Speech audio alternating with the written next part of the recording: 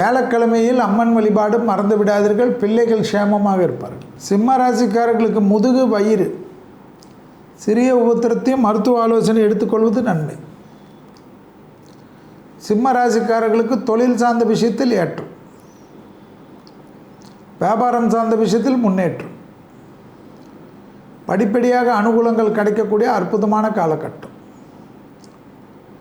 சிம்ம ராசிக்காரர்களுக்கு சத்ரு நாசம், எதிரிகள் விஷயத்தில் இந்த பதட்டம் குறையும், படிப்பு சம்பந்தப்பட்ட விஷயத்தில் ஏற்றம் ஏற்படும். மீடியா, படைப்பாளிகள், கலைத்துறையினர்கள், கவிதை எழுதுபவர்களுக்கெல்லாம் யோகம். குடும்பத்தில் காணப்பட்ட இந்த அந்யோன்ய குறைபாடு நீங்கும். குடும்பத்தில் மகிழ்ச்சி ஏற்படும். உறவுகள் வருகை, நண்பர்கள் வருகை, நீங்கள் செல்வதெல்லாம் ஏற்படும்.